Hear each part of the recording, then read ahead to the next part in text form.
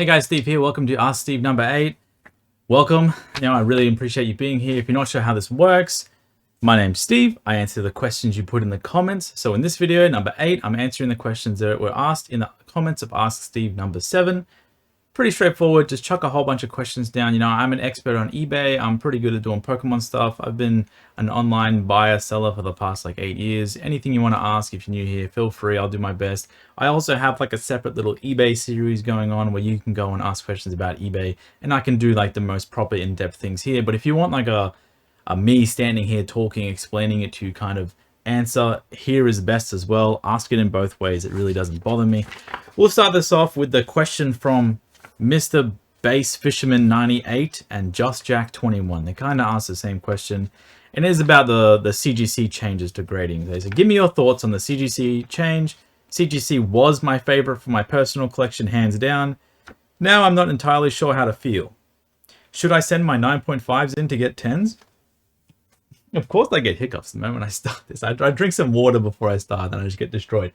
Anyway, before I answer the CGC question, I just want to say thanks to everyone that sent me some nice messages. I recently had surgery around my head, and nothing too crazy. I just got some lumps taken out, but I mentioned in my video, and I wasn't feeling too good that day. I had my blanket wrapped around myself, but I still wanted to make a video and still wanted to get it out. I'm feeling pretty good out of my cold and everything, but I do appreciate you guys when you say things like that. It's because it makes me feel good, pretty much. I'm doing the videos, trying to help out other people, and if you're making me feel better by writing nice comments, I guess that's pretty fair. So, well, CGC change. I think this would be pretty good to use as a whiteboard, to be honest, but what's my thoughts on the CGC change? So if you don't know, CGC currently changed everything. They used to look like this. CGC is a grading company of trading cards. They also grade comics, and they have a coin grading company, and they grade sports cards, but CGC Cards is pretty much a trading card grading company, and this is what they used to look like. They used to look like with this blue label at the top, with this nice, obviously they don't give you the card, but this is my card, CGC card, blue label, and on the back here we just got the cert number, capture code, and this logo that is completely irrelevant because it's actually printed on the outside of the case. You can scratch that on or put the sticker on a random case if you feel like it. But yeah, another look at that, and maybe I'll chuck the new design on the side here if I remember to edit it in the video. But yeah, if you're not sure what they do look like, go on CGC's website. They have a whole thing on it. Now, the first thing, what did they change? All right, they changed the scale. So they changed the grading scale. They changed the card look. What else did they change? Oh, they let you upgrade cards for free? Okay, that's pretty good. Well, not for free, but they let you upgrade cards, their grades. So let's start at the top. Let's start at the middle. Let's change the look. Now, what do I think of the look? I think the new cards look great. I've always been a fan of the outer case. I think labels aren't nearly as important as people think. The one thing I do have a gripe with the current case, or the new case that they made, is that the text is too damn small. They make the label huge, right? So I'll just put the cards right here. Hopefully this looks good. So here, you see the blue, they didn't change the size of the label. So the blue label and the new label are the same size. But if you see here, the CGC label is obviously bigger than the PSA label, roughly by around 0.3 millimeters, 0.25 millimeters. I haven't measured it in a while, but I did a while ago. And the issue is that they have a bigger label, but their text is also way smaller. So we'll see here. Obviously, this would be better if I had the same card, but I don't have that at the moment. There you go. I'm gonna put them up. And even from back here, you can still tell this is a Charizard Pokekune. The grade is very important as well, don't get me wrong. Obviously, you can't see the PSA grade from all the way back, but if you try to read the text on the poncho wearing Pikachu, Pokemon Japanese, and then they have all this stuff about the set and everything, it is important to have all that stuff because, PSA versions of the poncho cards have crazy amounts of abbreviations and dots and dashes and everything, and it looks terrible.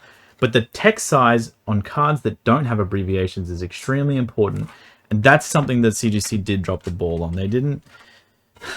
It doesn't look good, to be honest. The text size does need to be bigger. The black and white labels, they do look good. I do think they are more catered for sports people, sports buyers, sports seller. Because we need to realize, in our little Pokemon bubble, even though we're grading lots and lots of Pokemon cards every month, we're still not even 1/10 of some of these sports cards in total. Maybe not even less than 1/10. I think we're going to trend down over time while sports gets bigger and bigger and bigger. Just because sports is just nuts. And during the sports seasons, it's just absolutely ridiculous compared to Pokemon. I do think the change for the label for, for CGC is mainly for sports cards, because they realize the market of sports cards is like completely, CGC is really great with all the new trading cards and all the new trading card games, and they've done a lot to like boost up those communities and those like games and degrade them and put some values on them and start those markets up a little bit. But sports in general just shits on everything. Sports is just like a different beast. So I do think the change is for mainly sports.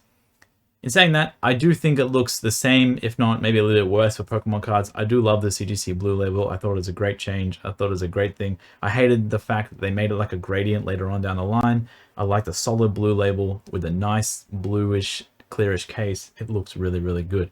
So that's the look of it. So, and then we'll go into the scale. So they've changed the scale a little bit. If you have a 9.5 previously, you can upgrade that and get that at 10. That's really good for you if you have 9.5s. I personally, if I was running the company, if I was running CGC, I would do this, because all that does is benefit. I'm going to write this down. Who does that benefit the most? You probably can't see that. Buyer. Who benefits the most from that change? The buyer. I think sellers, whatever. Sellers do benefit if you still hold CGC 9.5s currently. And before I talk even more, please understand, everything I'm saying is me standing in front of a wall of like 10,000 PSA cards. I have graded 10,000 cards with CGC, or maybe even more in the past. But just remember everything I'm saying from here, and I should have said this to start off with, but everything I'm saying, please take it with like a little bit of grain of salt. I'm not trying to be biased or anything, but it's literally impossible for me not to be like some sort of bias, because I have millions of dollars worth of PSA cards stored all around the world. It's unreal. I'm currently using PSA every day. I give them like $10,000 a week. It is honestly, I don't use CGC anymore.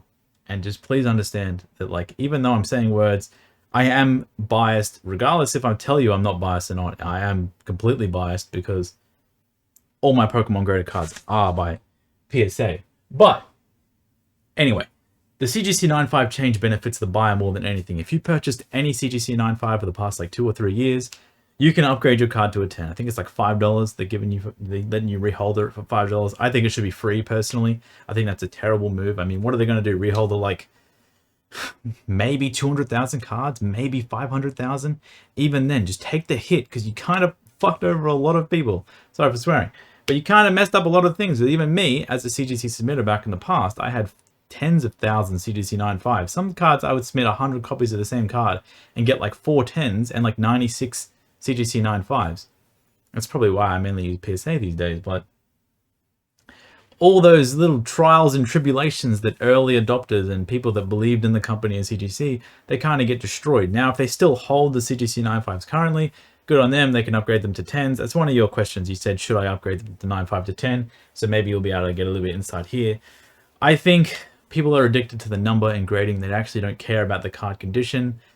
And that's just how it is. There's no other. I mean, if you're a smart, savvy buyer and you aren't attracted to the card grade, I think people care so much about the card grade. And because they care, other people care, and everyone cares. You post your card on Instagram, it has a 10. Everyone's like, oh my God, he's got a card with a 10. It's like blowing my mind. Me personally, in my collection, I have cards every grade. I got played cards. I got 10s. I got 6s. I got a 2.5 somewhere in there.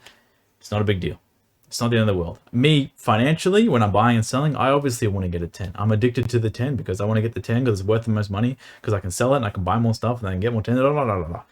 But that's not relevant. The buyer benefits the most from the CGC 9.5 change to be able to upgrade your cards, and with the new scale. So if you have a previous CGC 9.5, you can now get a CGC 10. But the now bad thing is the CGC 10 perfects, they have no new label. You can't make your CGC 10 perfect a new label perfect, because the scale ends 10 gem mint, 10 pristine, nothing. It used to be 9.5 gem mint, 10 pristine, 10 perfect. And the word pristine versus perfect, I'm not too sure. I think CGC people who collect CGC cards who have perfects, they're going to be pretty happy. They're pretty chuffed that they can no longer replicate any perfects. But that goes in the opposite way super duper fast. It's really great to have perfects, and you can add a few perfects every once in a while to your collection and keep going for more perfects and grow your perfect collection. Now, Well, you can't grow a perfect collection ever again. I do think CGC perfects currently will still sell for a high amounts, like kind of like how black labels just sell for crap loads more than 10. CGC perfects will probably always sell for more than the new pristine, but over time, I think the demand for the perfect will either waver or just, I don't know, it's just going to be kind of settled down because you can't add any new ones, and that's what it's all about. It's all about getting new stuff for a collection, not just like only buying cards that were released like pre-June 2023, I guess, because you can't get any perfects anymore. So I think that's another bad thing about the scale. But it is a necessary evil. A lot of people have been asking for a scale just like PSAs, where it's just 1 to 9. You get a 10, and then there's a 1 above a 10 that's like special, like a special 10. And that's pretty much what CGC has, except they kept the 9.5. I have no bloody idea why you keep a 9.5. It blows my mind. You just made the biggest change in any grading card history for Pokemon, I guess, because, you know, CGC is mainly dominated by Pokemon. And you just be like, no more 9.5s, they're going to 10s. And I was like, oh, that's a great change. I was so happy. And then I read it more, but you can get a 9.5 mint plus. Oh my god, that is exhausting to even like... Oh, that blows my mind. Seriously blows my mind. All that's going to happen is in a year's time, they're going to be like, you can send your 9.5 mint pluses to come back and get like a 10 gem mint. And they're probably going to do that most likely because they already did the change once. And buyer confidence is like really low.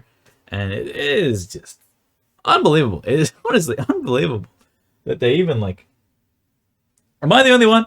Am I the only one? I'm just a dude that sits in his room. Do I know more than some of these grading companies? I don't really know, but yeah, the decision to keep 9.5 mint plus is just going to sour submitters even more, regardless of how much easier you make it to get a 10.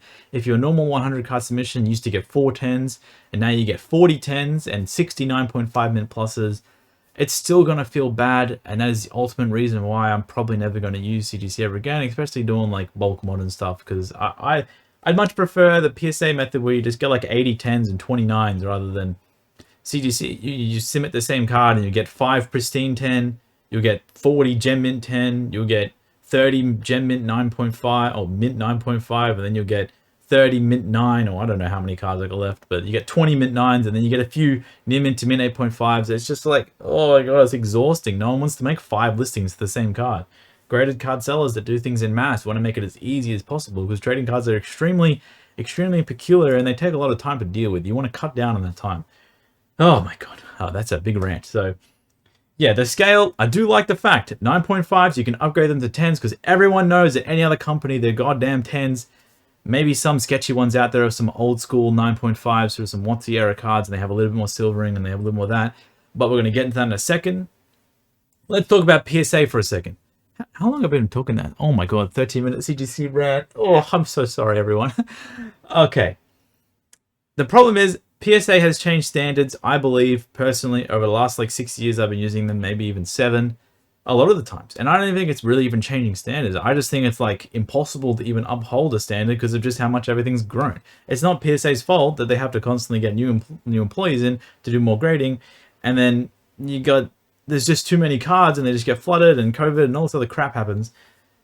But in my opinion, I used to submit old English Wizards of the Coast cards back in what, 2016, 17, and I'd have submissions that I get 10s on some cards that, I mean, I know for a fact I send them now, they wouldn't get 10s.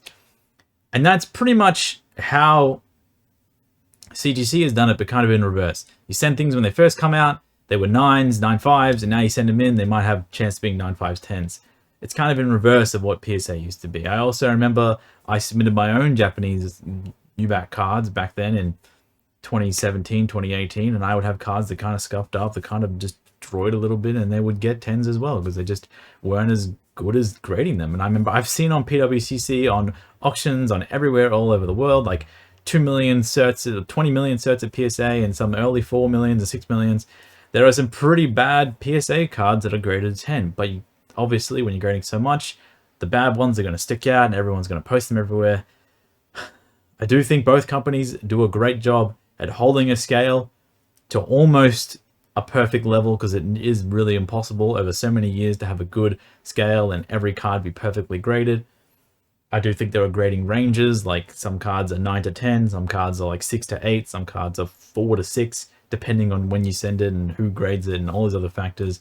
It's not perfect, we're just humans, but The only problem with CGC's thing is they kind of announce that they're doing the grading changes. I think a PSA over time has gotten harder in certain areas, and you can still have just as many mishaps because they're just under the pump every day. I mean, even now, bulk submissions only just came back, and now it's like 4 months wait for some people, and it is you see more and more kind of mistakes happen just because they're so destroyed. Sorry. So destroyed with cards all the time. But this is kind of like a rant. I probably should have scripted some of this because this is not that easy to go crazy. But I think I talked about most of it. The scale, the look of the card, the upgrading. I don't... The value difference between 9.5 and 10, I think I did say, yeah, it's going to be more. I mean, it's a 9.5, it's going to a 10. People like 10s more. I mean, I don't need to be the one that tells you that. Just go look at what it sells for. I mean, if it's a 9.5 to 10, do I think there's going to be buyer confidence with the CGC cards earlier? I mean, maybe. I don't think some people care as much as other people think. I do think CGC gets shit on way too much just by all these people that only own PSA cards, and they're just a bunch of losers, and that's fine. I mean, look at me. I'm surrounded by a wall of PSA cards. You can see that they're everywhere. They're right here, they're over there, they're in there. I have them in 4 different locations, in vaults overseas, eBay vault, PWCC vault, PSA vault. I got cards everywhere, and they're all PSA cards. And I can be as biased as I want, but I do think the hate towards the CGC is just so high just because it's like, it's not the thing that I have, so it must be bad, and whatever. BGS buyers have the same thing versus PSA and sellers, and it's all everyone's biased because they want to protect their money. They want to protect where the money is, and that's perfectly fine. I mean, that's just human nature at the end of the day. But hope that answers your question about CGC. I'm going to stop talking about it now because, to be honest, I wanted to avoid the subject for as long as possible, and I just don't like the subject, and I just ranted about it for 15 minutes and looked like an idiot. So, there you go, everyone. Downvote the video for the CGC rant because it's not necessary. I wanted to avoid it. All right, MadLad847 asks, how do you keep track on your purchases and sales, the expenses and income with all those thousands of cards you process each month? Buying raw, grading, selling, shipping costs, card losses, not paid items, etc. This is something that I pay 2 people every month a large amount of money to deal with. And I think as a beginner, you should try not to... Okay. MadLad, was it? MadLad847? This is hard because I don't want to try and give you like advice for this. Because to be honest, at the start, all I did track was how much money was going in and how much money was coming out. I did not track ever how much something sold for, how much was this. Right now, with the software I use currently for buying and selling, and my online, my website, everything goes through there. It tracks absolutely everything for me. It tracks the prices I paid for things. It tracks, I've added all in when I first go. It does it all for me, all my analytics, everything. And eBay tracks all my searches and all my sales there, and sales to different countries and everything. And then I have a bookkeeper and I have a business accountant. Woo! But the best thing you can do as a brand new person, MadLad, you should...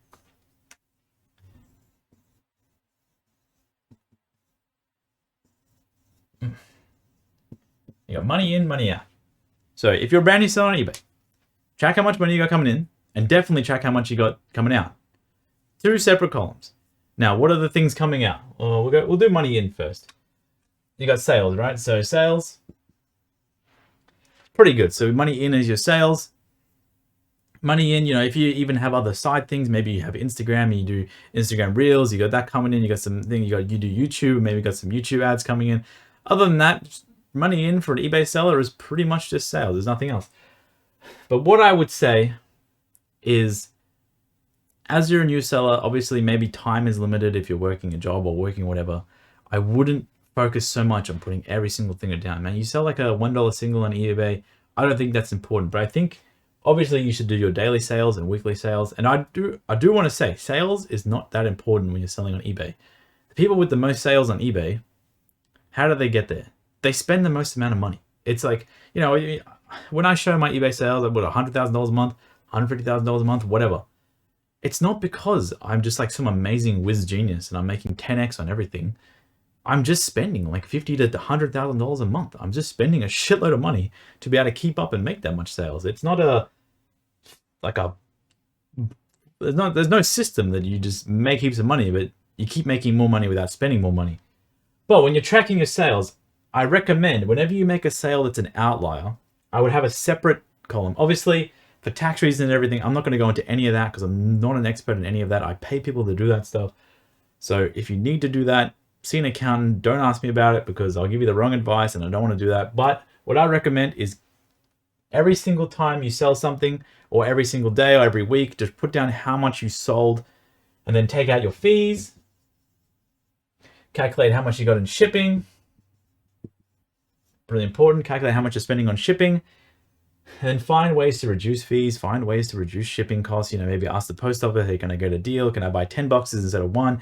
What are your recommendations? Ask other sellers of, hey, how did you get your postage cost down? Because obviously the cost of the actual postage is never really going to change that much unless you get put on like a contract because you ship so much.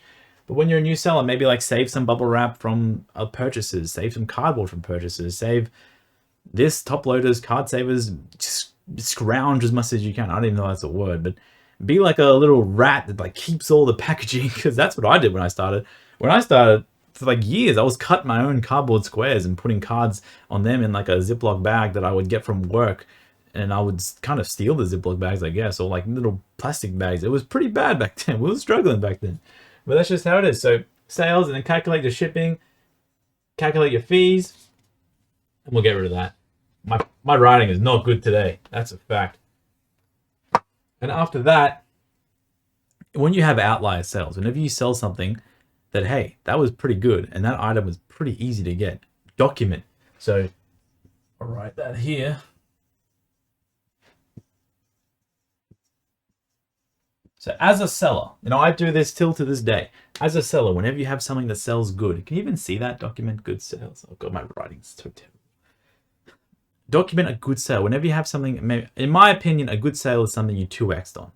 A lot of the times I'm aiming for like 10 to 40% kind of profit just to like cover the cost of everything that includes this. And getting a 40% profit on an item on eBay is absolutely outstanding because there's some people who sell and make 1 to 5%. So remember, 40% is nuts. But in trading cards, when you're selling things under $10, it isn't uncommon to have like a double. And if you ever do sell something for double, so that's 2x. And sometimes it's a little bit more than 2x because like a double after fees, I guess. If you buy something for $3, you sell for around like 8 after shipping or whatever and fees, that'll probably be around a double. I want you to document your doubles, I guess, and maybe even more. Document your good purchases. And whenever you're looking for like sort of inspiration of like, man, what do I buy?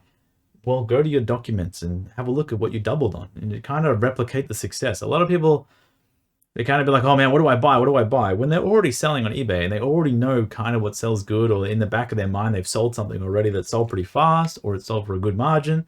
Just try to replicate things that are working. And that's all I've done for years and years. I find something that works. Or I don't find something that works, but I luck into something that works because I just try to do so much widespread stuff. And then I keep going on that one thing that works. Maybe one day it'll stop working, and then eventually I try something new every once in a while. And then if something works, I try to replicate that. And I'm not going to give examples, obviously, because I don't want to lead you down the wrong path because you don't know if they work, even if I tell you. And I don't want to look like go buy cards that I've already bought so you push them up sort of thing. Oh man, my throat's killing me.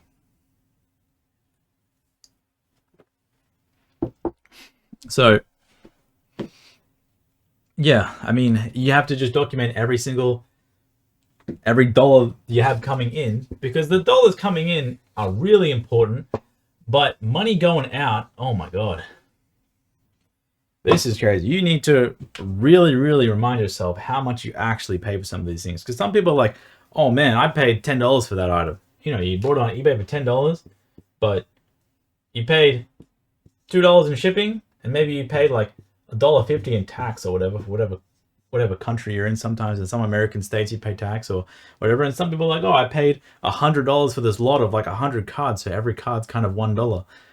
Yeah, that does make sense if they're all the same card, but if they're all different cards, you have to kind of assign a value to those, even if it's just in your head. I wouldn't write it down. You know, a wise man once told me, I don't waste time writing all these things down. I just try to make more money. That is a pretty good thing to do early on. I do think it's important that you know how much money is going out. A really good thing to understand that without having to write it all down is a separate account. There we go. So you have a separate bank account and it will track everything for you. That's kind of like automation is really key to save a lot of time when it comes to buying and selling online. Have a global, like a document where you buy your why can't I talk? Have a document where you buy all your shipping supplies from and just save that. So, you know, even me, I buy a lot of the same shipping supplies from the same people because I know exactly how much they're going to cost. So when I buy more boxes, or I buy more bubble wrap, or I buy more courier bags, or I buy more labels, I'm just like, I know how much in my mind how much it's going to cost, but I have a document. So, okay, I can go here, click the link, find it easily. This is the cheapest way possible. Research is going to help you more than anything when it comes to like money out spending. And obviously, you buy a $10 item, and even if you sell it for $20, I think we'll do that now too for you, just to understand just how much money out versus money in isn't as important as you might think. But it is definitely a baseline for like a good seller. Oh, I kind of destroyed my eraser there. But if we look at this, right, we buy something for $10 and we pay $1.50, $1.50, and then we pay $2 for shipping. How much is that? $13.50, right? So we got $13.50. And I'm at the point where I can just like do a lot of things on paper and calculate it in my head when I see it, add all the fees in, and then add how much I'm going to sell it for. But a lot of people aren't like this, but I'm just double checking your question just so I'm even covering it correctly. Yeah. Well, you're asking how I keep track of it. And I already told you I have like business account, I have a bookkeeper, we do it all. It's a rather large thing, and I'd rather not just get into it in case I say something wrong or in case I lead you down the wrong path. But before I got to this point, you kind of need to learn all the ins and outs of the money in versus money out, but understand it, because I'm going to explain it here now. So we've got $13.50. That's our purchase, right? So P for purchase. And we sold it. Let's just put, we'll put $25. We sold it for $25. So this is our sale. Sold it for $25. We're probably thinking, that's crazy. But $25 isn't as much as you think from $13. $25, you know, you go on eBay. Most accounts have 15% fees because, you know, you have like a 13% base. You promoted at 2%, 15% fee. Why did I choose 25 to do 15% on? I don't know what I did. So what is that like?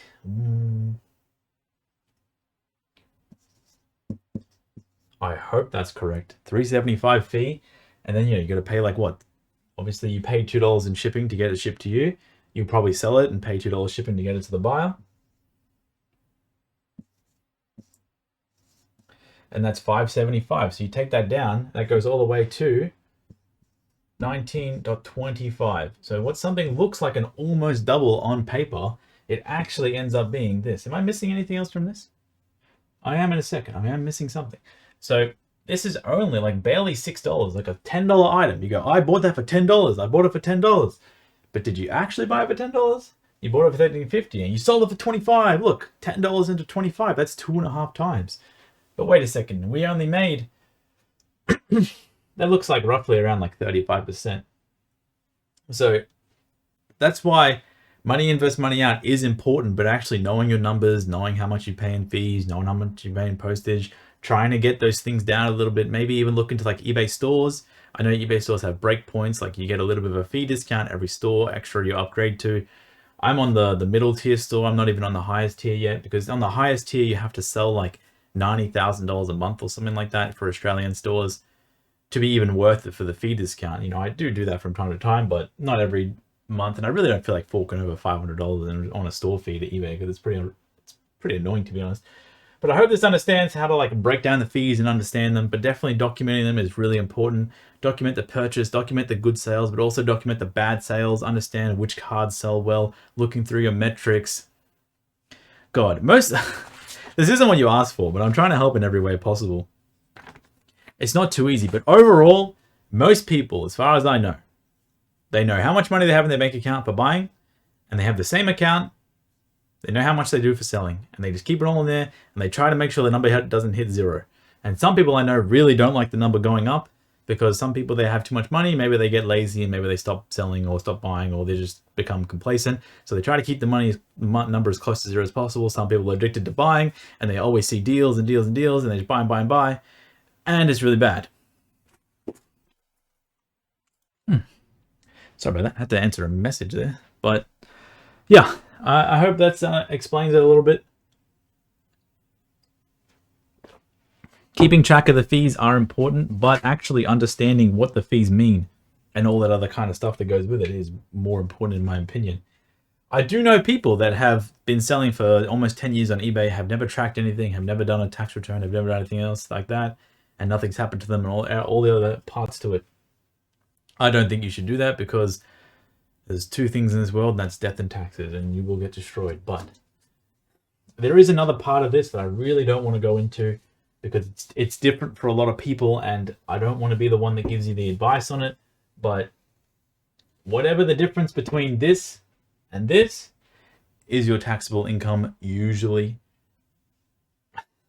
Most people think that taxable income is like, I spent $1,000 and I made $1,000, so therefore I don't pay any tax. But usually you pay tax on this part here that's between like the sale and the purchase amount, and then you pay it on that $6, whatever. But I'm not going to get into that because I'm too bloody tired for that, to be honest. So, and I'm not a tax accountant. I'm a cat. This is not financial advice. Please don't sue me. All right. Keandre Simmons, 2050. If you could make the next Pokemon set, what would it be? What kind of theme would it have? Oh, Jesus. First thing that comes to mind is an Eevee set. But they already did that. And then I think they should do the whole 151.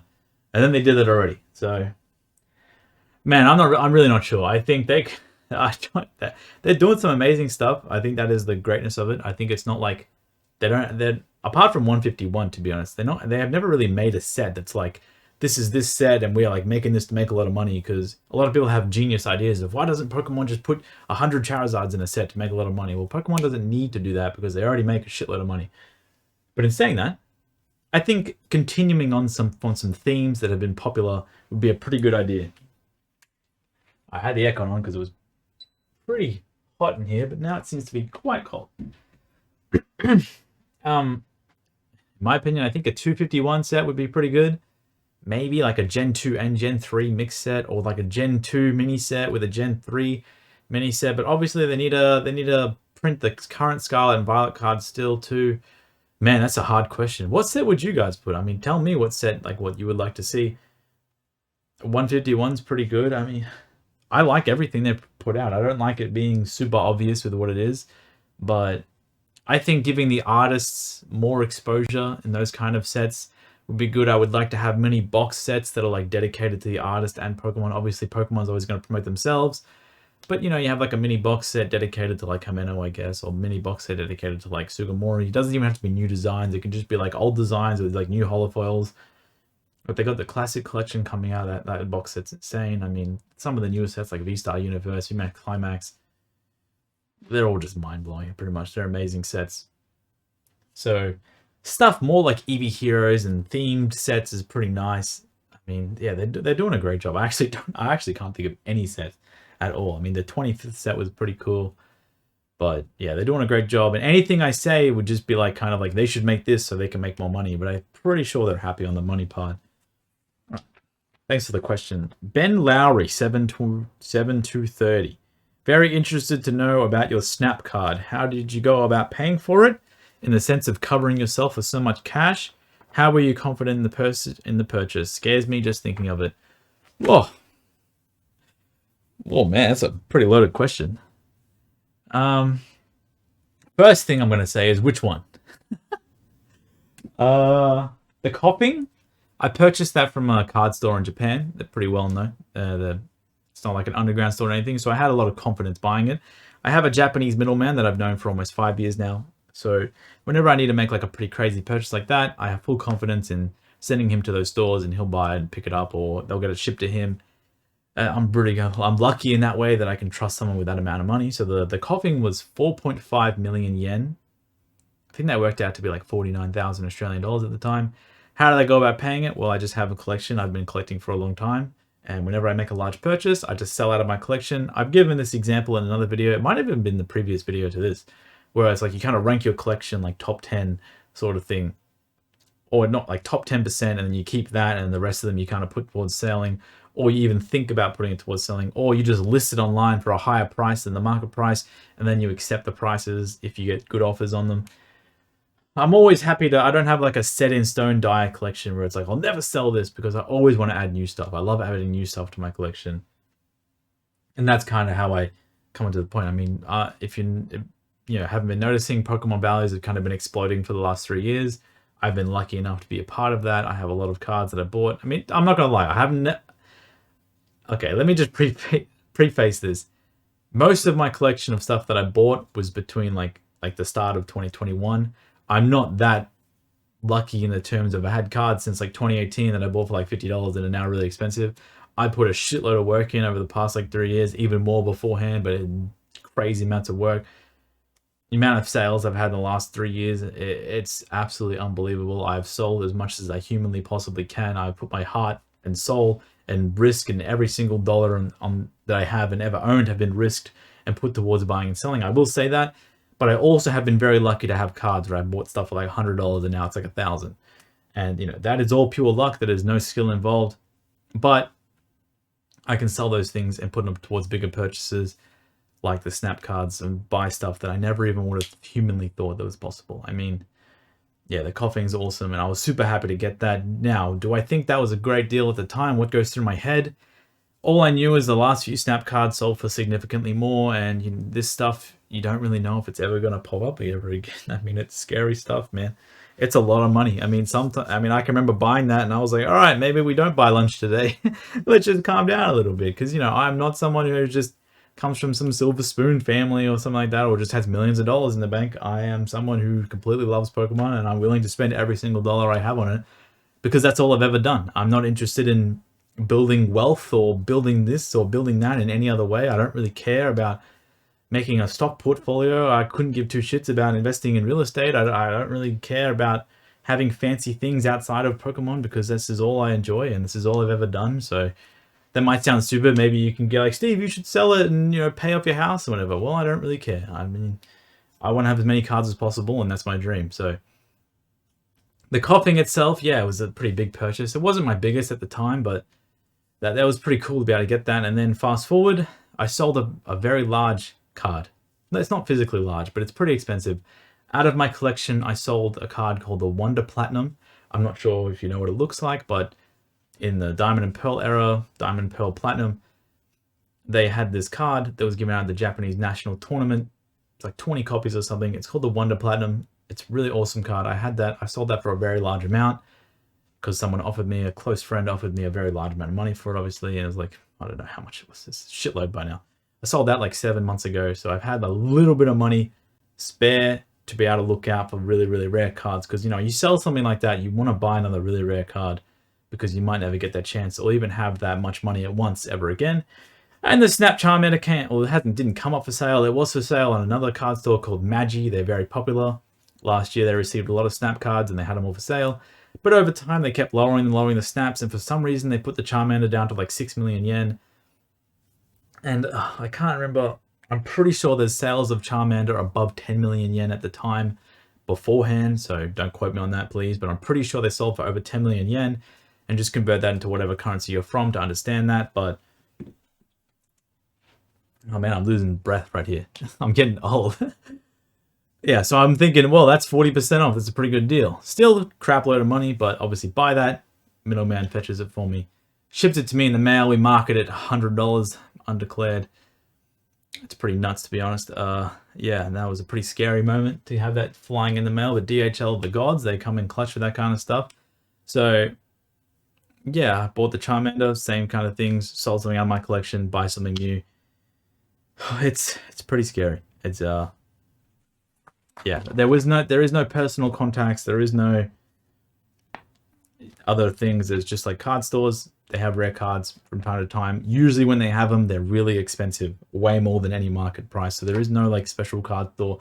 Even if you ask me, I don't really have any links to give you, because they don't just like list this stuff. And even if they did, it's way above the market price, because they're always trying to list it for the next high. Obviously you would if you'd have something really rare.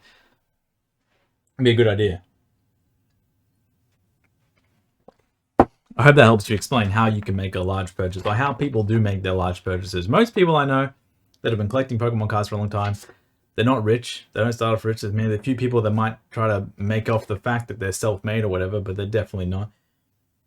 But most people I know, when they buy something expensive, it has to come from somewhere, and it usually comes from their own collection. The Hoenn Bazaar. Do you think time and day listing start ends is very important? Do you stagger the ending times for your auctions so the same buyer can try to win multiple items? I don't think the time of day starting is important for auctions at any time. But in saying that, I do think the ending time can be quite important. Generally around like 7 to 10 p.m. Usually most people, they might be on their phones. What's your target demographic? I mean, trading cards or like expensive trading cards even. And when I say expensive trading cards, I mean like $20 plus. I don't mean like thousands and $10,000. I think generally most of us probably around the same age, 20 to 35, finish work, look at some stuff online after work. Sometimes you can have like time zone overlaps, but yeah, 7 to 10 p.m. is perfectly fine. And do I stagger them? Yeah. You just, when you do the bulk listing, you just choose like list within 1 minute intervals. I end mine on Saturday nights. I think I explained this before on my auction video. If you want to know more about auctions, go to the video I did on pure auctions, and then also buy it now versus auctions. I'm struggling today at talking. I think my sickness in my throat is like killing me, but I hope that helps you out. I got 2 videos on auctions where I explain pretty much everything in pretty good detail, but I hope that does help. Java Kuma. Hey Steve, when you get a large quantity of one card back from PSA, let's say 20 plus, do you list them all in one quantity listing immediately, or would you list like 5 or 10 at a time, update the quantity as they sell? Can a very large quantity in one listing negatively affect the listing if a buyer sees just how many you have? Now that's a great question. Now, I'm not going to say what I do because it's irrelevant what I do, but you got to think about it from the point of the buyer. Let's say, do I have a good card here for an example? Let's say this card here, whatever, this Bulbasaur Pokemon Go promo. I got a whole bunch of these, probably 4. I think I started on like 10 or 15. It's a card, I think I'm selling it for like $60 Australian, so I'm roughly at around like $15 to $20 profit on this card. That's what I've listed it for, to get to that price point. And I just put quantity 15 when I first listed that. It's a cheap card. It's a brand new modern card. It's pretty obvious. All those other things. It's I don't think it hurts too much because a lot of other people are going to have the same card listed. It's not super rare. It's not super crazy. Now, if you have a, I don't think I have any other cards listed. Give me a sec.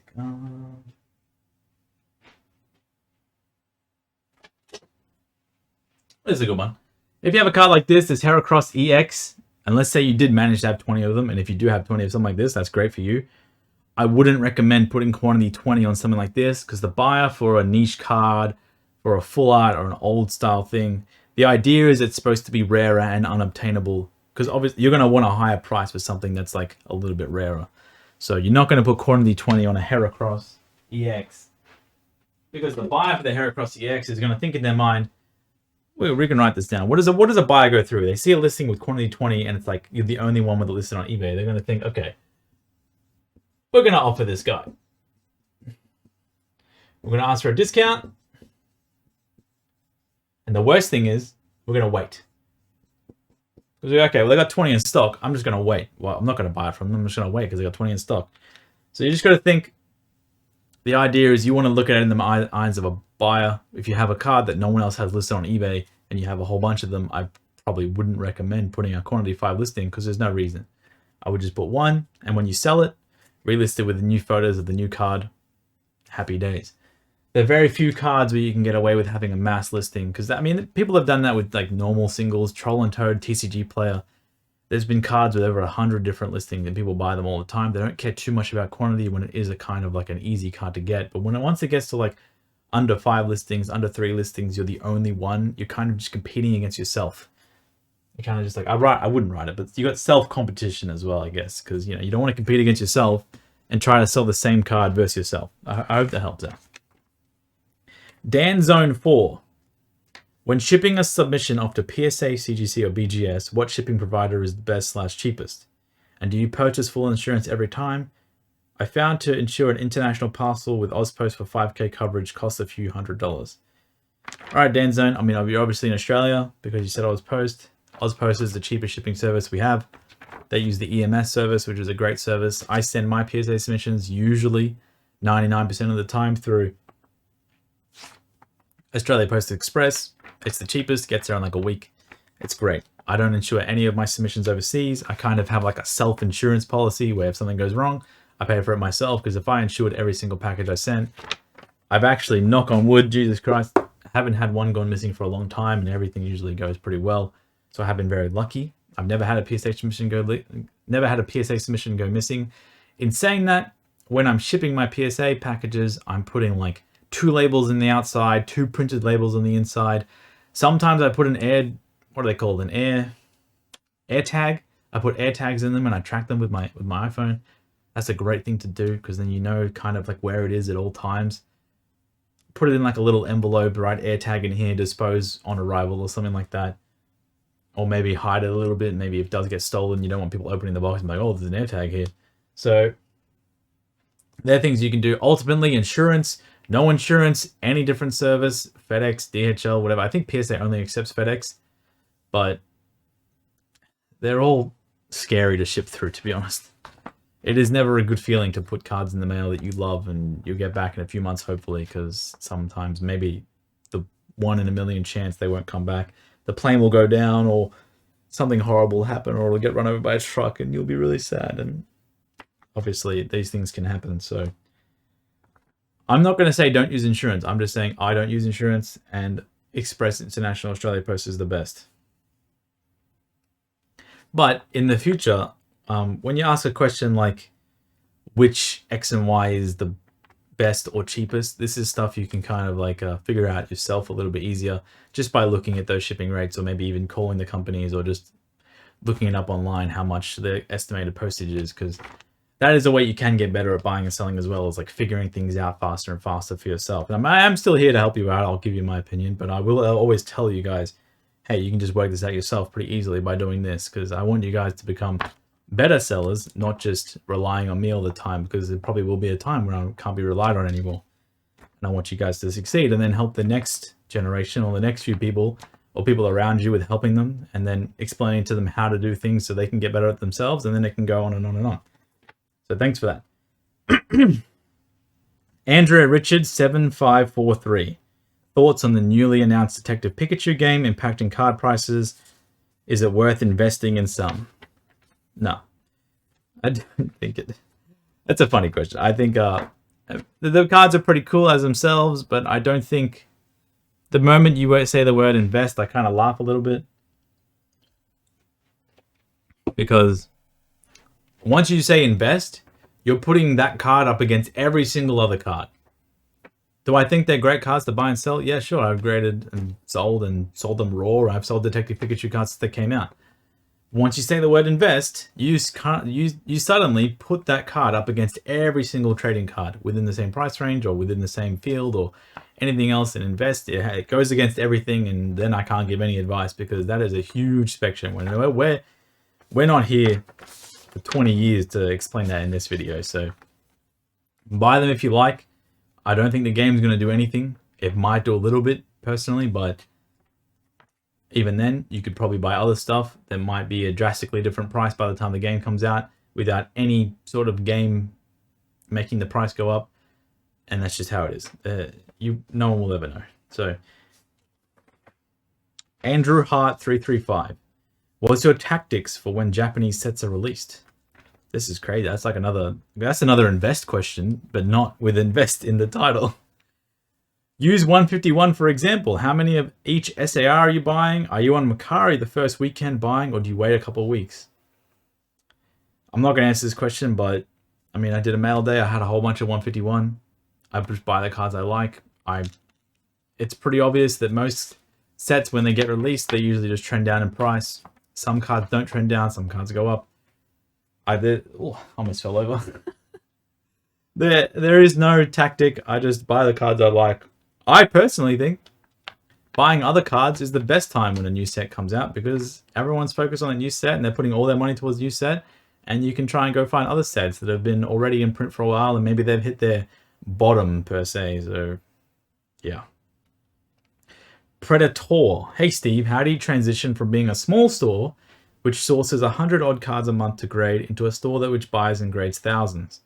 I'm currently at the stage where I'm regularly doing 100 card PSA submissions, and I'm trying to gradually increase the amount I send to PSA each sub in order to grow the business and make more profit?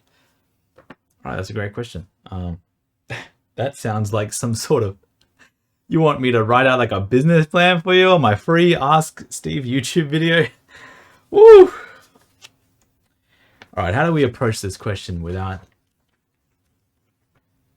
Yeah. All right. You want to get to the point where you're sending thousands of cards a month? Is that what I'm reading? Buys and grades thousands. Because even if you're doing 100 regular PSA cards missions, 100 per week, after 30 weeks, no, after 10 weeks, you'll get to 1,000. After 30, you'll get to 3,000, etc., etc. You'll be at the thousands in stage, but you'll just have to wait 10 weeks. But I'm guessing you're trying to say 1,000. I'm just going to tell you right now, there are not that many people that do 1,000 cards a month. And if they do, they have larger companies. They've been doing it for a long time. And the card sourcing is less important the bigger you get. Here are the few... Oh, God. All right. The problem is, I don't mind giving advice like this, but also, this is kind of what I do, my bread and butter. And by giving advice, I'm kind of just inviting people to like directly compete against me, which is also fine. But I don't want to ever give something where it's like, I'm going to do this because Steve said it, especially when you're talking about 100 cards to grade a week to 1,000 cards to grade a week. That's $900, which is like $15,000 almost US in expenditure per week. And I don't want to be the reason why you decided to send 900 more cards to grade because I just told you a few things on my YouTube video and now you're down $15,000 and now you need money daily and you couldn't afford to do it and everything and you're going to hate me and I don't want you to hate me. So, I'm reading this question like 100 times over and I'm trying to figure out a way to approach it. So when you become an online seller and you want to grow it, right? I mentioned this before when I addressed an earlier question about replicate the successes, find what's working for you. When you do more and more and more sales, think of a supermarket, right? What does a supermarket do? They don't have 1,000. That's obviously not the best example, but think of a supermarket. You walk in, they have a lot of some items and a few of some items on the shelf. You know, if you want some niche international food on the shelf, there might only be 6 because maybe they only sell... It's sweaty in here. My head's going crazy. But they only sell a few of them every few weeks or few months or even like 6 months. They'll sell a few of one niche thing. But they got bananas where they sell like 500 kilograms of bananas a day. Try and find what are your bananas. You know, what is something that sells quite a lot? That's the biggest way to scale in trading cards. You replicate what actually works. And I can't tell you what actually works because if you want to see stuff and you want to see how much it sells every day, just go on eBay. Go on TerraPig, do some research. I can't help you because I don't know what sells every single day because it could just completely change tomorrow and the video goes live and then I tell you exactly what works and you go and buy that stuff and it goes downhill and then you hate me, you lose all your money and I'll feel really sad and I'll start crying. How long have we been doing this for? Oh my God, 53 minutes in. This is going to be a 40-hour video. All right, so you want to go from 100 to a larger number. 100 is still amazing. You got to remember, that's $1,500 a week you're spending on your credit card store or your normal eBay store, and that is absolutely amazing. You're probably one of the biggest sellers in the world of trading cards if you're even spending $1,500 a week. I can imagine you're probably making similar amounts or a little bit more, but replicate what actually works for you. Next one here, research. Okay, well, you can't always buy and sell and buy and sell and buy and sell and replicate successes because money is obviously very limited. So we do research, and then what do we do here? We do raw cards. You need to kind of chance more and find more. You do actually need to take a little bit more risk when you want to grow because you don't know what works. And if you've done your research and you still find a few things, you need to actually go out and try and do the research. I'm going to have to catch my breath a whole bunch during this. So do the raw cards. You know, you still have to take risks. Try and buy some cards that, you know, that are trying to get gradable cards. Obviously, that's obviously what you want to do because you have a graded card store. But you need to learn how to sell raw cards. You need to learn how to get good at it because life's not just about graded cards. It's about raw cards too. You replicate, research. You got to sell raw cards as well. Because if you want to scale up, you're gonna be buying a lot more cards. I think you say here. Let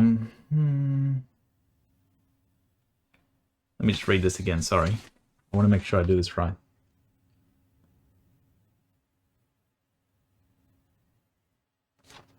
But yeah. All right, next thing is, I'm going to hide this. I want you to try and guess what it is. But you can't read that, right? Whoop, whoop, whoop. There you go. Look, time. You have to wait some time, man. It's not overnight. You can't just... You're doing amazing as is. 100 cards send mission every month. I mean, I got my first submission to PSA in like 2016 was like 49 cards. And I spent every dollar I had on it. I had to pay up front too. The shit sucked. It doesn't just happen now. I mean, I don't know how much I'm spending every month. I have it somewhere. It's probably like around 1,500. And you got to understand, it's not a race. Because if you try to race it, you're going to be sending cards that are less optimal. And it goes really bad. And they sit forever and they don't sell. I mean, obviously, yeah, if you've been tracking me for a while, I went pretty crazy with a lot of like EX, Diamond Pearl, Black and White, X and Y non-holos. And that's worked quite well for me. And so I kept trying to replicate it. And maybe I went a little bit too hard. And I submitted cards that were a little bit lenient. And now I'm left with like almost 700 PSA 9 non-holo cards that are like $40 each.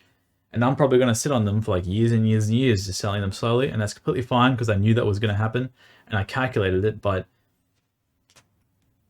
just growing and sending more cards sometimes isn't the best use of time or money.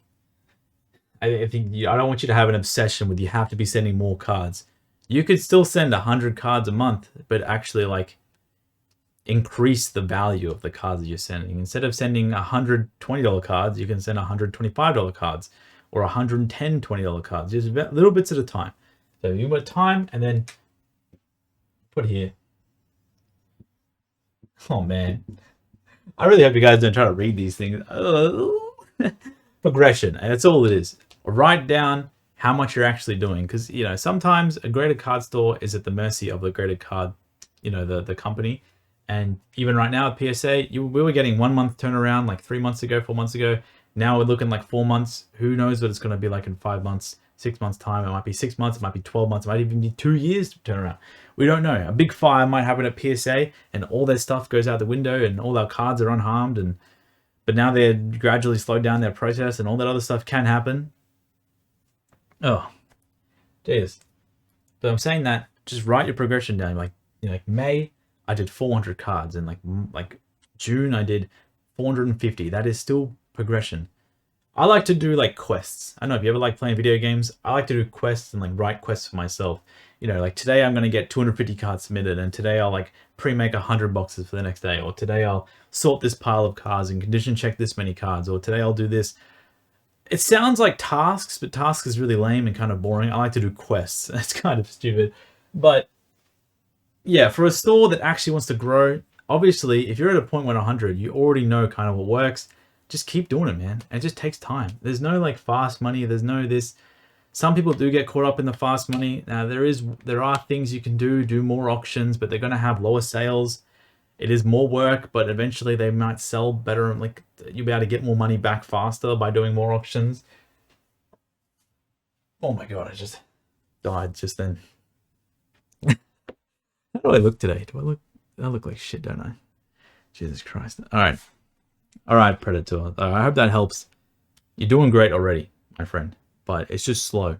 It's just really slow growth. And we never know what happens either. You know, you're aiming for the stars. What happens in 3 months' time when maybe Pokemon graded cards just stop selling?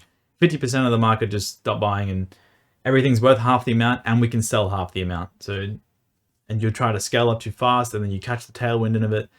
You got to realize everyone's growing kind of at the same rate. So if everyone's growing and everyone's sending more and more and more, something might fall in the future. We don't know. You want to like kind of hedge your bets. Slow progression is better than nothing. If you get to the point where you're sending 100 and then 2 weeks later you send 200 and then 4 weeks later you send like 400 because maybe you get more cards in or something, or maybe you send less optimal cards, all those start coming back and the bills start like coming like crazy, and then you have to sell your good cards at a little bit less on auction, all that other stuff, because you get overwhelmed and too much is happening and you don't. It's all about slow progression, man. Okay, slow and steady wins the race. I'm still here to help you from time to time. Feel free to message me. I'm not sure if you've ever messaged me on Instagram before, but we can talk about something sometimes. Try not to ask me questions like, hey, what do you think of this set and how much should I buy? Because I'm not going to answer it because I don't want to put your money at risk with my opinions. So I hope that helps you, man. I mean, the question you asked is like, honestly, people pay people tens of thousands of dollars to answer stuff like that for business plans. So I hope you appreciate it. We need some more water. Oh my god.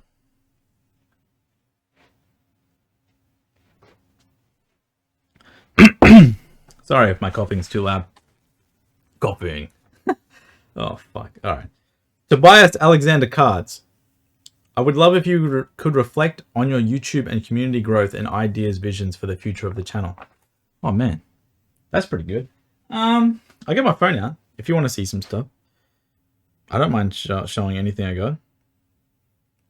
Oh, I'll go to my YouTube studio. My dashboard. So this is it, my dashboard, my YouTube. Oh, turn my brightness down.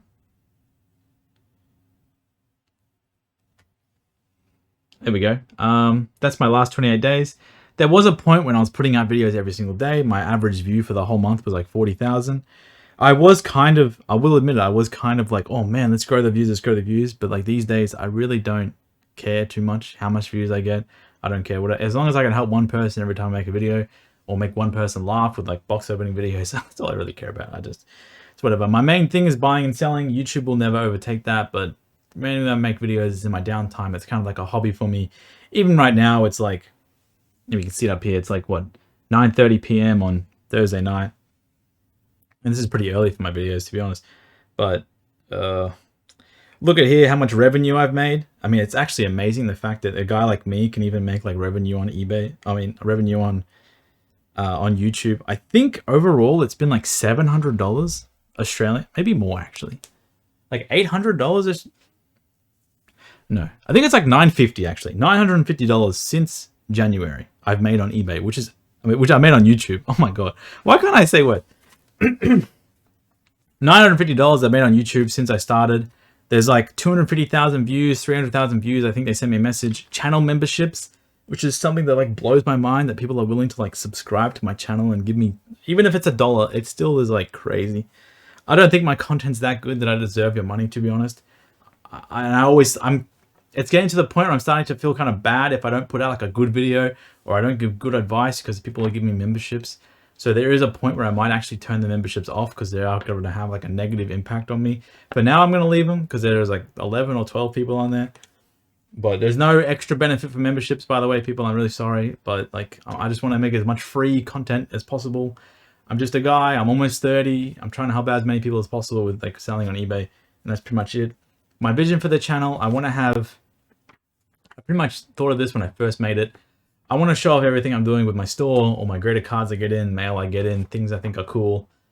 That's just for me personally, because I want to look back in like 5 years and be like, man, that's awesome. Because I really wish I just did it like 5 years ago and just showing off all my Pokemon stuff. I hate myself for not doing it. Hate myself for being scared to go on camera.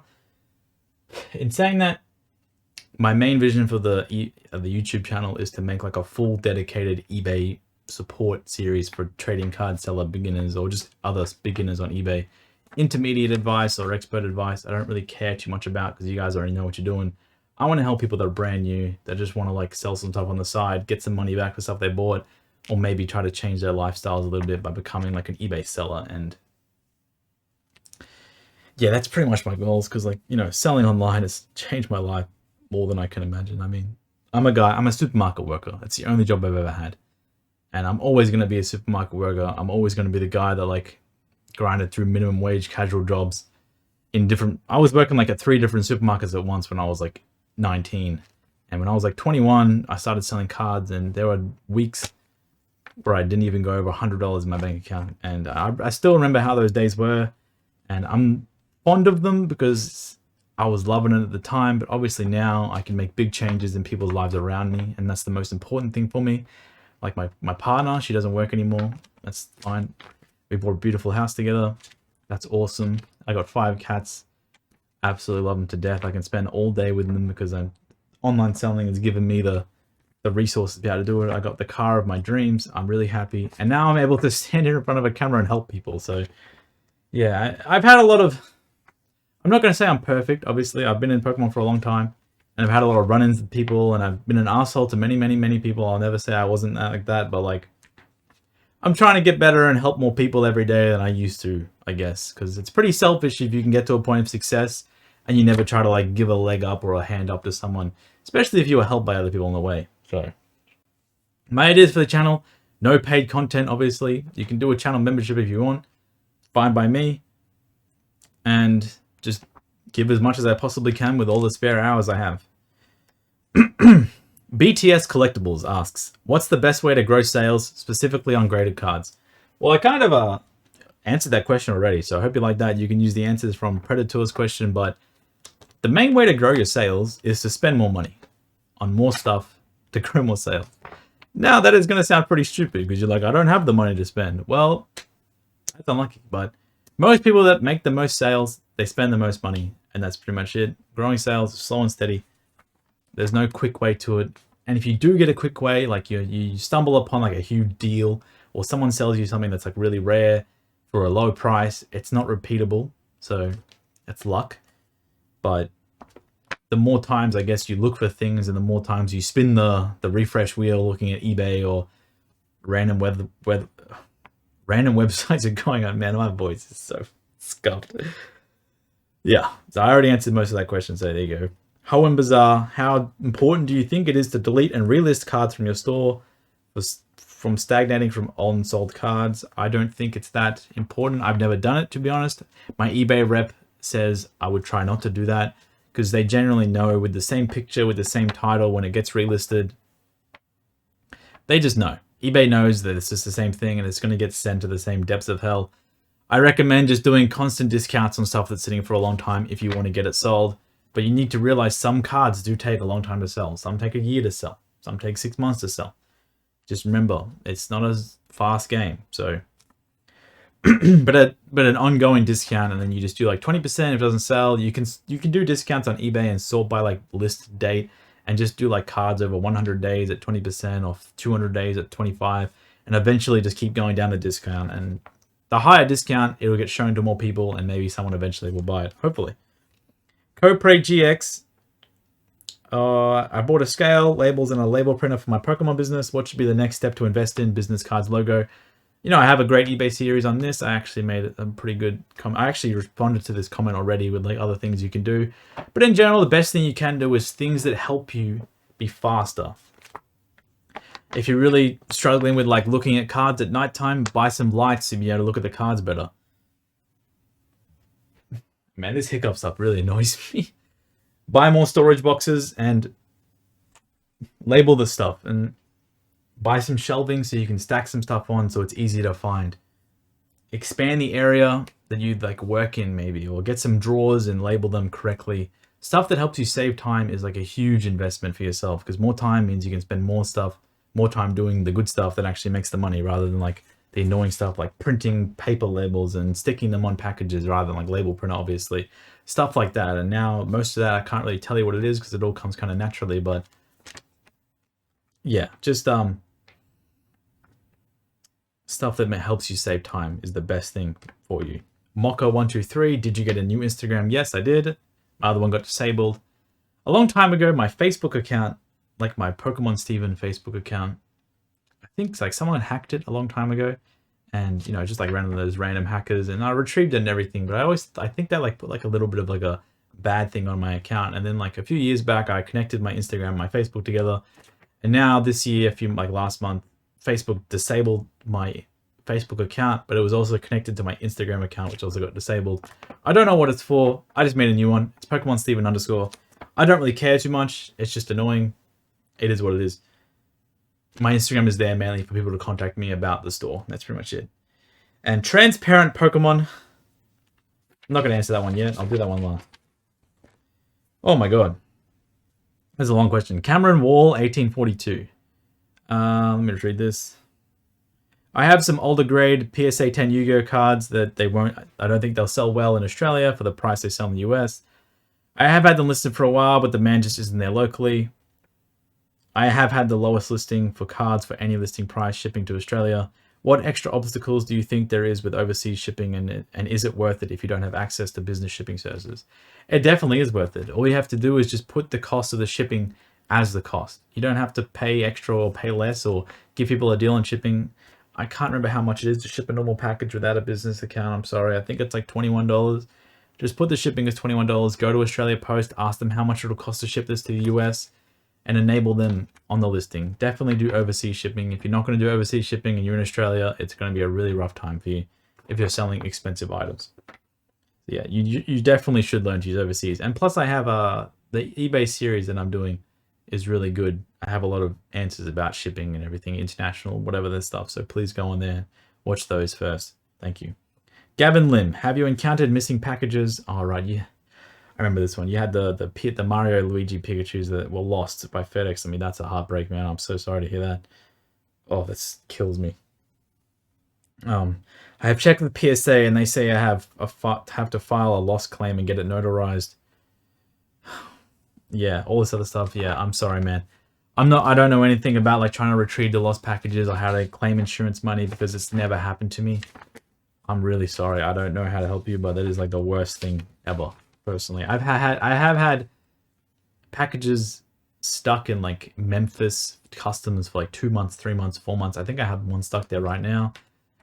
I always just think it's going to get lost, but sometimes they do come around. I really hope yours did come around or they found it somewhere. I mean, I pray for you, man, because that is terrible. And yeah, I don't know what else more to say. I don't have much experience with packages going missing. And Transparent Pokemon asks, best way to make short-term profits, specific example.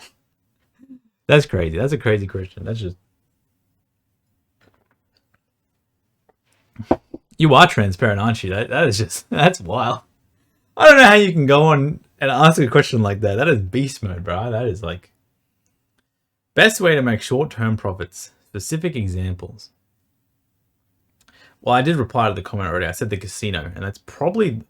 as much I can think. Maybe the casino is probably like the best way to make short-term profits. Because you can make profits like instantly if you go to the casino. You can instantly like double your money if you go on red or black. Roulette table is like 48% chance. Slot machines probably don't have a very good chance. Blackjack's kind of more, it's a little bit lower, but the payout's a little bit higher. But yeah, probably roulette, black table. Black. I usually go black first and then go red and then go black. Sometimes if you do 3 times in a row, you can get a lot of money. I'm kidding. I've never gambled before, but yeah, I don't know, man. That's a stupid question. Please ask me a better question next time. Because best way to make short-term profits. That's nuts. Oh, that's crazy. All right, guys. Thanks so much for watching or listening. 1 hour and 12 minutes. Sorry about my voice. Sorry about my hiccups and everything. I'm doing my best. Any other questions you have, place them in the comments. We'll go towards the next one. Hopefully we get some good quality comments in that one. I really enjoyed a lot of the ones you guys left me. Don't be shy. So many people write, I don't have any questions to ask. Just write anything. Just write anything. We'll create a dialogue. Maybe someone else can benefit from your question. That's best case scenario, right? So I'm getting better at looking at the camera too. It's still kind of weird, but I'm doing my best. So that's Steve. I don't know. What do I mean? That's Steve. I'm Steve. And that's it. Thank you so much for watching and have a great day.